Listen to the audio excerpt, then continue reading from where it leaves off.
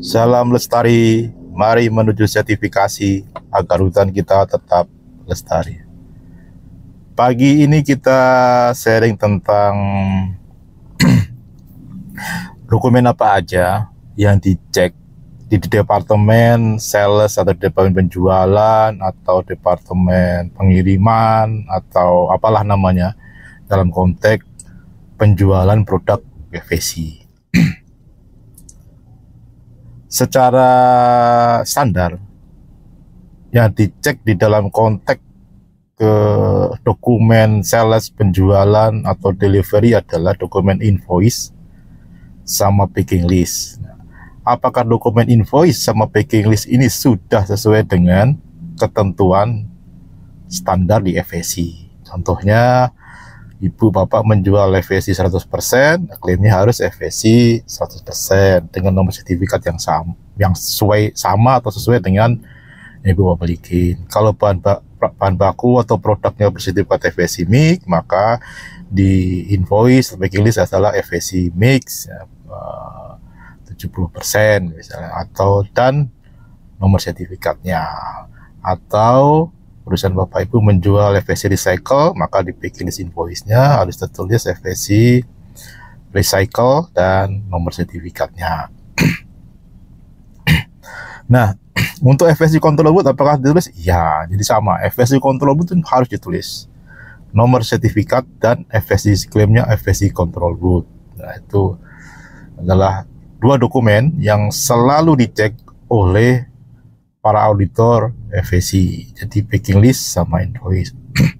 Bagaimana dengan dokumen-dokumen lainnya? Misalnya ada BL, ada COO, ada PEB, ada V-legal, ada lagi mungkin fumigasi, ada lagi mungkin dokumen supporting untuk shipment, DO kontainer dan sebagainya.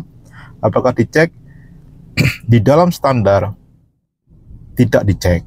Jadi dokumen supporting itu hanya bersifat mensupport saja.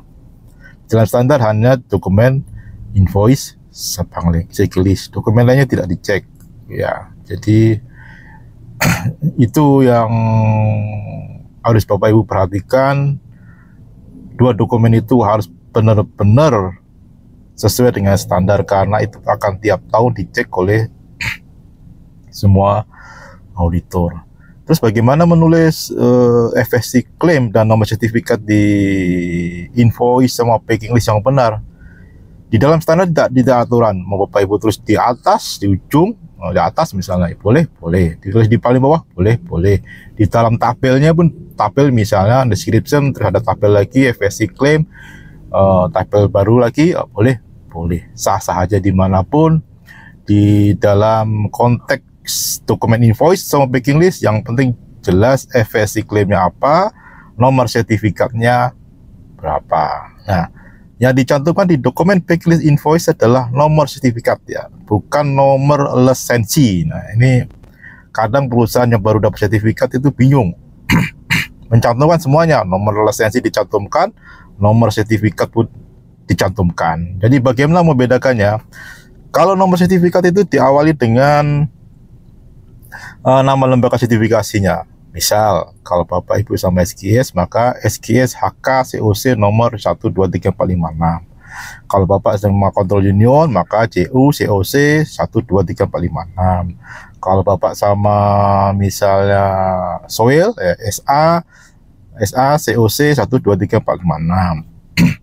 Kalau Bapak sama BV, ya BV COC 123456. Jadi huruf awal diawali dengan nama lembaga sertifikasi, itu adalah nomor sertifikat. Nah, kemudian nomor lisensi diawali dengan apa? Dengan huruf FSC C. Ini belakangnya sama, ada 6 digit juga. Jadi fungsinya pun beda-beda. Nah, di dalam konteks dokumen invoice purchase, maka nomor sertifikat yang Ibu cantumkan sesuai dengan sertifikat yang diterima oleh Bapak Ibu dari lembaga sertifikasi, dan sesuai juga dengan di dokumen di website FSC-nya. Jadi harus match di invoice, packing list, di di sertifikat dan di website itu nomornya harus sama. Jadi itu yang dokumen PINGS. Apakah dokumen lain harus ada FSC claim? Tidak. Jadi PBL, COO, PEB, fee legal, atau mungkin dokumen DO kontainer itu tidak perlu ada pernyataan FSC. Malah itu menjadi ambigu atau membingungkan karena tidak diminta di dalam standar FSC. Nah, kemudian apakah boleh FSC claim sama sertifikat di invoice saja? Tidak boleh, dua-duanya ada invoice sama packing list, dia harus dicantumkan di dalam konteks ke dokumen invoice package. Nah, kemudian pertanyaan lainnya adalah kalau misalnya di dalam satu kontainer atau satu shipment atau satu pengiriman itu ada invoice sama ada produk FSC sama non FSC, apakah itu boleh? Boleh saja. Yang pasti harus jelas mana produk FSC, mana produk non FSC. Misal kalau FSC dikasih tanda bintang 1, kalau non FSC pasti bintang tanda 2, di bawah dikasih keterangan bintang 1 FSC, bintang 2 non FSC. Atau ditulis di kode, misalnya di kode produk, di kode deskripsi, kalau F berarti FSC, kalau non FSC pakai NF misalnya, maka di bawahnya dikasih keterangan F FSC, sertifikat NF non sertifikat. Atau di table, dikasih table di sampingnya description, itu bisa juga. Jadi FSC sama non FSC boleh-boleh saja. Yang nggak boleh adalah dalam satu dokumen invoice atau packing list itu terdapat produk FSC dan non FSC, tetapi tidak jelas mana yang FSC, mana yang tidak. Sementara di bagian atas topnya ataupun di bagian bawahnya itu menyatakan all above FSC sertifikat FSC 100% misalnya, dan nomor sertifikat FSC Bapak Ibu.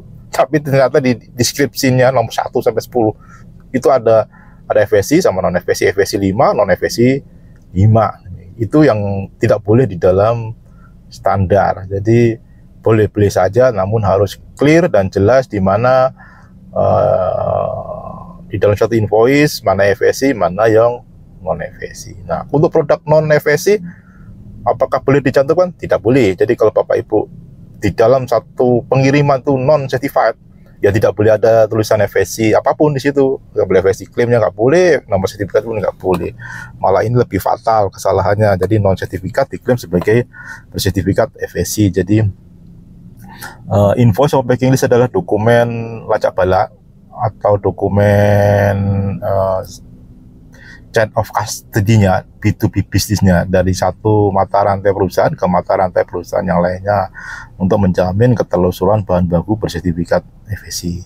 Ya, itu aja dari saya, sharing tentang dokumen sales dan delivery FSC sertifikat. Terima kasih, salam lestari, mari menuju sertifikasi agar hutan kita tetap lestari.